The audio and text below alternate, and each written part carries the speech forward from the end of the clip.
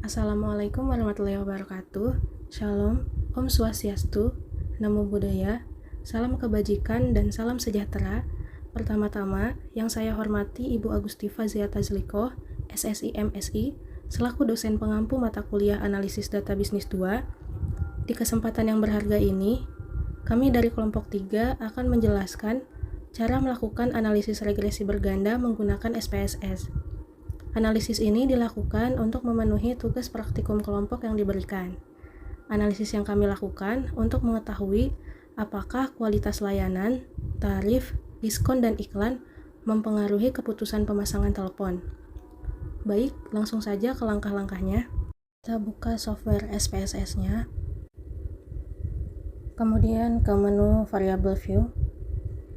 Kita masukkan variabel-variabelnya.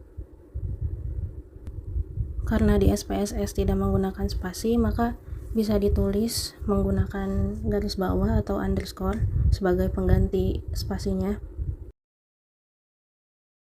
Setelah itu, ubah nilai desimal seluruh variabelnya menjadi 0. Lalu, atur measure-nya menjadi scale.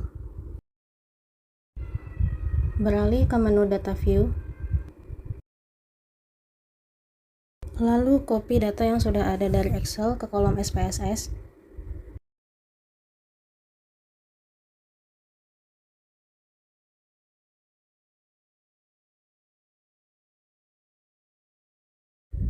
Nah, dari sini kita dapat melakukan analisis dengan cara yang pertama, klik menu Analyze, klik pilihan Regression, lalu Linear, maka akan muncul kotak dialog regression. Kita masukkan keputusan memasang telepon untuk variabel dependennya, dan variabel lainnya seperti kualitas layanan, tarif, diskon, dan iklan kita masukkan ke variabel independen. Beralih ke menu statistik. Di sini adalah output apa saja yang ingin kita keluarkan. Kita masukkan estimates dan model fit, masukkan juga Durbin Watson, lalu masukkan collinearity diagnostic, kemudian continue. Beralih lagi ke menu save. Kita bisa menyimpan unstandardized pada predict value dan unstandardized pada residual. Kemudian klik continue.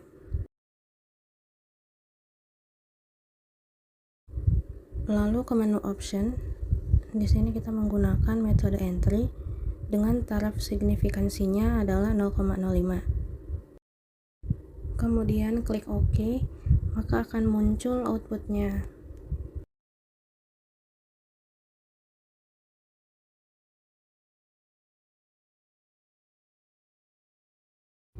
Berikut adalah interpretasinya. Yang pertama, model regresi linier. Nilai koefisien regresinya didapatkan dari unstandardized coefficient beta, sehingga diperoleh Y-topi sama dengan 4,452 ditambah 0,208x1 ditambah 0,227x2 ditambah 0,038x3 ditambah 0,053x4 ditambah error. Selanjutnya, uji kecocokan model. Yang pertama, uji signifikansi parameter atau uji F. Ini kita bisa melihatnya di tabel ANOVA. Sig adalah nilai p-value-nya yang dapat kita bandingkan dengan taraf signifikansi alfa, yaitu 0,05. Di sini nilai p-value-nya lebih kecil dari alfa, maka artinya tolakan 0. Maknanya model tersebut signifikan. Model signifikan artinya kualitas layanan, tarif, diskon, dan iklan secara bersama berpengaruh terhadap variabel keputusan memasang telepon. Lalu yang kedua, uji koefisien parameter secara individu atau uji T. Kita dapat melihatnya dari tabel koefisien. Apabila nilai sig atau p-value-nya lebih kecil dari alpha, maka tolakkan 0, artinya model tersebut signifikan. Dari sini kita dapat mengetahui secara keseluruhan masing-masing variabel ini memiliki p-value yang lebih besar dari alpha, sehingga model dapat dikatakan tidak signifikan. Parameter tidak signifikan ini artinya kualitas layanan, tarif, diskon, dan iklan tidak berpengaruh nyata terhadap keputusan memasang telepon. Selanjutnya, interpretasi ukuran kecocokan model. Untuk koefisien determinasi, bisa kita lihat dari model summary-nya. Di sini bisa dilihat dari nilai R-square-nya. Didapat nilai R-square-nya ini adalah 23,5%. Artinya, sebesar 23,5% keragaman dari keputusan memasang telepon yang mampu diterangkan oleh variabel kualitas layanan, tarif, diskon, dan iklan adalah sebesar 23,5%. Sedangkan sisanya sebesar 76,5% dijelaskan oleh variabel lain yang tidak ada dalam model. Selanjutnya adalah uji asumsi terhadap model regresi linear. Kita kembali ke data view. Di sana ada nilai res1, yaitu nilai dugaan terhadap responnya, dan res1, yaitu nilai sisaannya. Fokus pada res1. Yang pertama, kita akan menguji normalitasnya. Klik Analyze, kemudian pilih Descriptive Statistic, pilih ppplot, lalu masukkan Unstandardized Residual pada kolom variabelnya.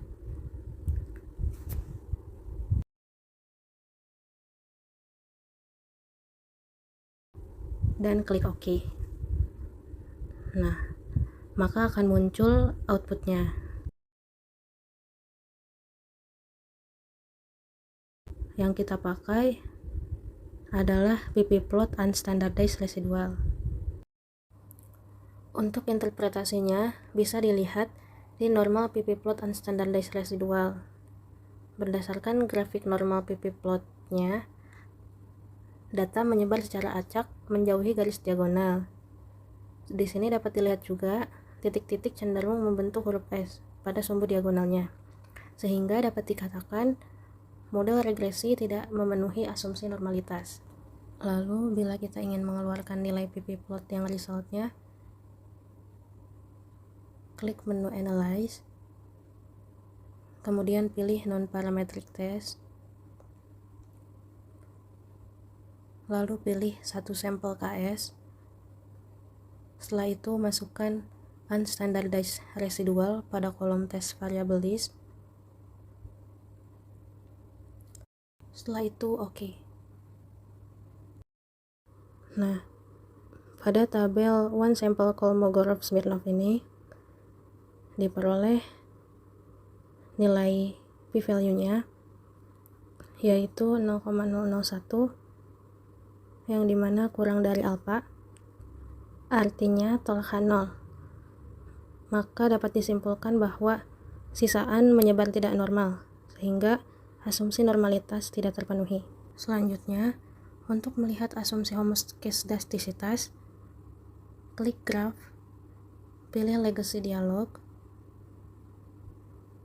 klik scatter dot, pilih simple scatter saja, lalu define. Kemudian membuat plot antara nilai dugaan yang diperoleh dengan nilai residualnya. Masukkan Unstandardized Residual res1 pada y-axis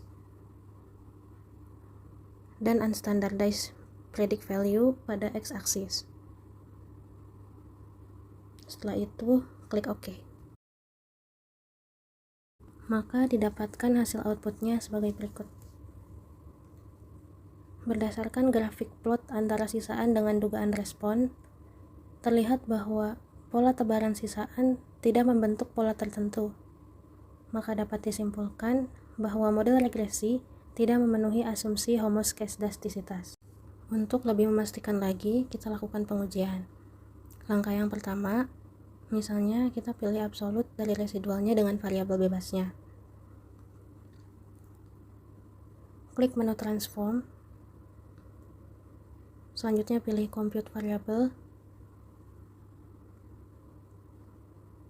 ketik apps_race pada kolom target variable, lalu pada kolom function group kita pilih arithmetic, lalu pada kolom function and special variable-nya kita pilih absolute atau abs. Kita klik 2 kali, selanjutnya masukkan unstandardized residual pada kolom numeric expression dan oke. Selanjutnya adalah melakukan regresi seperti biasa. Klik menu analyze, pilih regression, lalu pilih linear. Maka akan muncul kotak dialog regression. Di sini dependent variabelnya diganti menjadi absolute residual. Untuk yang lainnya tidak perlu diubah. Dan klik OK. Nah, di sini kita bisa melihat nilai signifikansinya melalui tabel ANOVA. Di sini nilai signya adalah 0,022.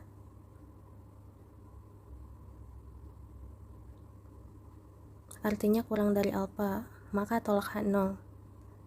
Dapat disimpulkan bahwa sisaan tidak memenuhi asumsi homoskedastisitas, sehingga asumsi heteroskedastisitas terpenuhi.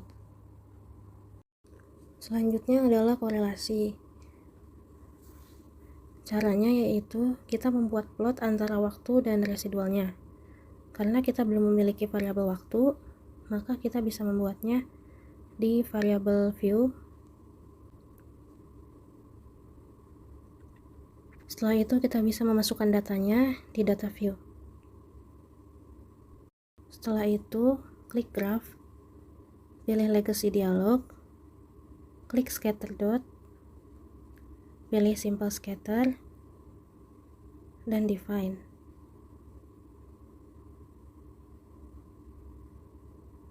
Kemudian membuat plot antara nilai dugaan yang diperoleh dengan nilai residualnya, seperti sebelumnya. Kita masukkan unstandardized residual atau res2 pada y-aksis, lalu pada x-aksisnya kita masukkan variabel waktu. Setelah itu klik OK, maka akan muncul outputnya. Berdasarkan grafik plot sisaan dengan urutan waktu, terlihat bahwa sebaran sisaan tidak membentuk pola tertentu, atau dapat dikatakan pola sisaan bersifat acak. Maka model regresi memenuhi asumsi non-autokorelasi. Kita bisa menguatkan opini kita dengan uji Durbin-Watson. Nah, uji Durbin-Watson ini bisa diperoleh dari tabel model summary yang sudah dilakukan sebelumnya.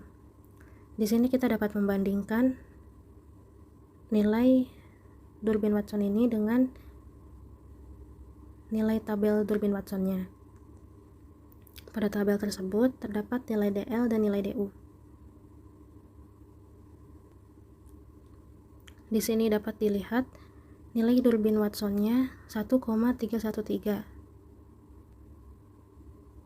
Dan untuk nilai DL-nya itu sebesar 1,2958. Nah, nilai DL ini diperoleh dari nilai pada tabel Durbin-Watson dengan signifikansi alfa 5%. Karena nilai Durbin-Watsonnya ini lebih besar dari nilai DL, sehingga dapat dikatakan gagal tolak H0. Maka disimpulkan bahwa tidak ada autokorelasi pada sisaan, sehingga asumsi non-autokorelasi terpenuhi. Terakhir, kita akan menguji asumsi non-multikolinearitas. Melihat dari koefisien determinasinya,